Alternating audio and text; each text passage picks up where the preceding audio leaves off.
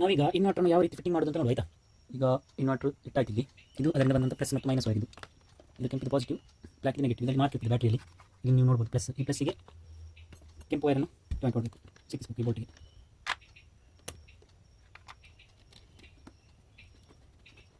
ಇದು solar wire.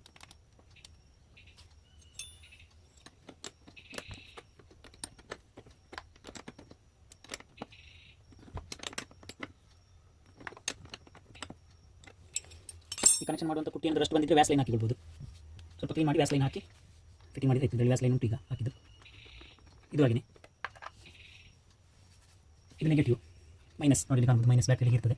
ಮತ್ತು ಇನ್ವರ್ಟರಲ್ಲಿ black wire ಇಲ್ಲಿ ಜಾಯಿಂಟ್ ಮಾಡಿದ್ರೆ ಆಯ್ತದೆ. ಜಾಯಿಂಟ್ ಮಾಡೋ ಫಸ್ಟಿಗೆ ಜಾಯಿಂಟ್ ಮಾಡೋದು ಸ್ವಲ್ಪ ಸ್ಪಾರ್ಕ್ ಬರ್ತದೆ.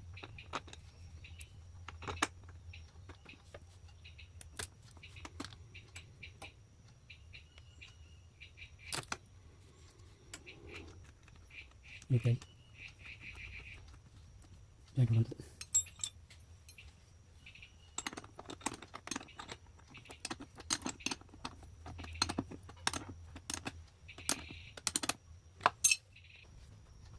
ಬ್ಯಾಟ್ರಿ ಫಿಟ್ಟಿಂಗ್ ಆಯಿತು. ಬ್ಯಾಟ್ರಿ ಫಿಟ್ಟಿಂಗ್ ಆದ ನಂತರ ಇದು ಇನ್ವರ್ಟರ್, ಇದು ಚಾರ್ಜ್ ಆಗಲಿಕ್ಕೆ, ಬ್ಯಾಟ್ರಿ ಚಾರ್ಜ್ ಆಗಲಿಕ್ಕೆ ಇನ್ವರ್ಟರ್ ಬಂದ ವೈರ್ ಇದು. ಇದನ್ನು ಉತ್ತಿ ಸ್ವಿಚ್ ಹಾಕಬೇಕು. ಇದು ಲೈನ್ ತೆಗೆದರೆ ಮನೆಗೆ ಹೋದಂಥ ಲೈನ್ ಇದು. ಇದರಲ್ಲಿ ನೀವು ಕಾಣ್ಬೋದು ಔಟ್ಪುಟ್. ಟಿವಿ ಶಾಪ್ ತೆಗೆದು ಕೊಡ್ತೀರ, ಆಯಿತು.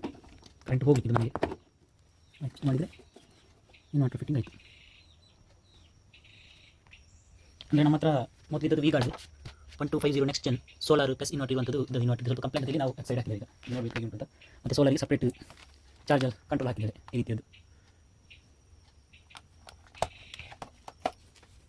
Thank you. Like and subscribe.